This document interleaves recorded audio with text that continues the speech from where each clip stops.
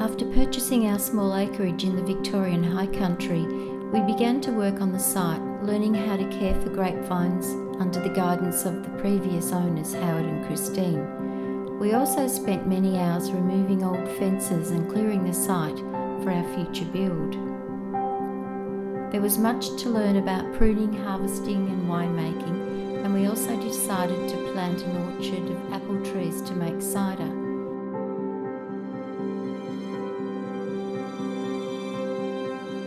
This required us to prepare the ground and install a trellis and watering system so we could espalier all our trees. We felt we would need to cover our apple trees with nets to prevent bird damage as we were located close to the forest.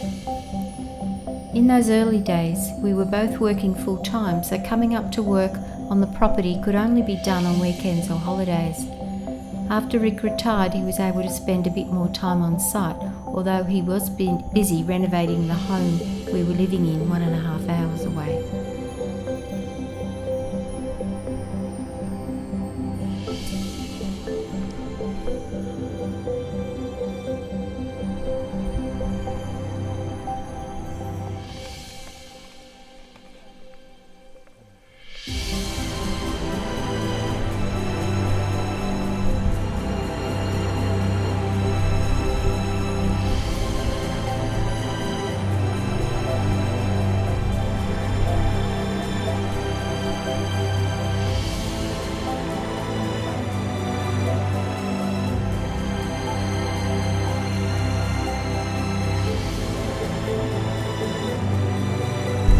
Started raining, spots, not too bad though.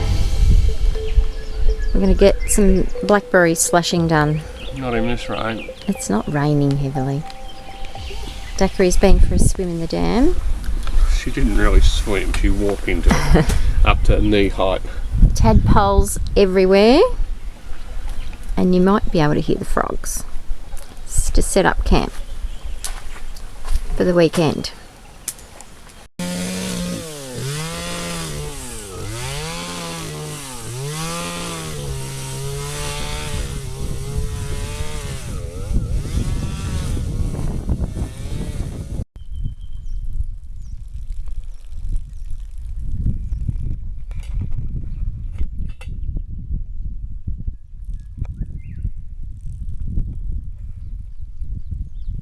Draining the pasture.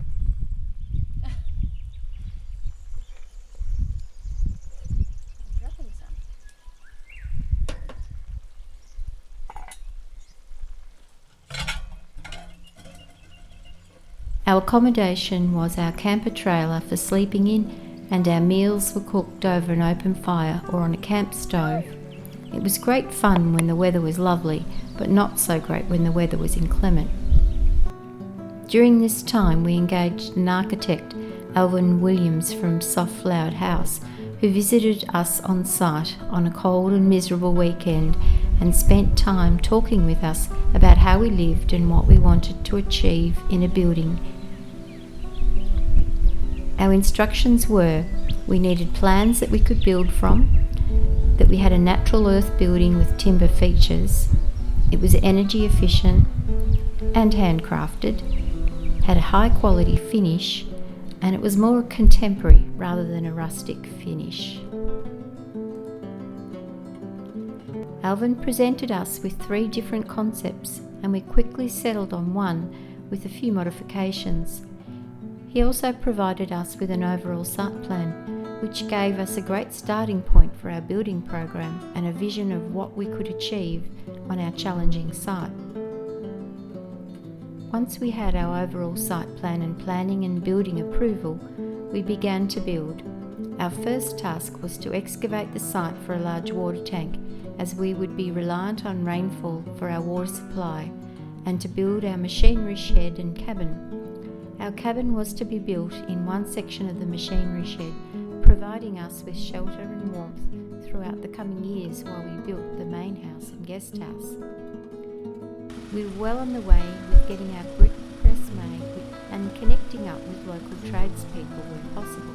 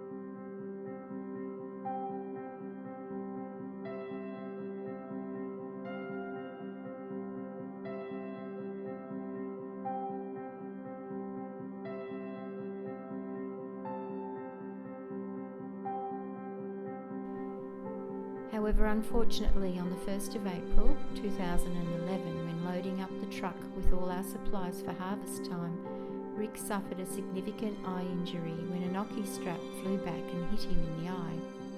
After being assessed at the local hospital, we had to rush him to Melbourne for treatment at the specialist eye and ear hospital, as his injury was very complex. Rick's injury meant he couldn't work for almost a year and required him to visit the specialist hospital fortnightly, which was located 5 hours away. He was also still trying to work on the renovation project between eye operations and recovery periods. You don't realise how much your eye health impacts on your overall well-being until it's compromised. At this time, we still had our grapes to harvest and process, and we were very fortunate to have some great friends who stepped in and helped when we needed it most. It was a difficult time for Rick, as though he wanted to contribute and get back into our build, but he was not able to do so for many months.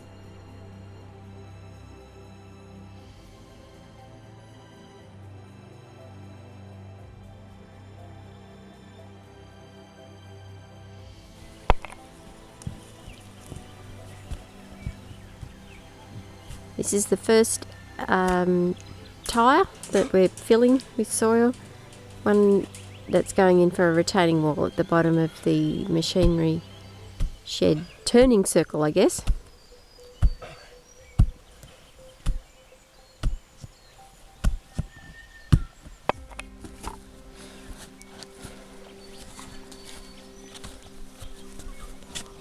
This is basically clay that we're going to use for bricks and for the tyres.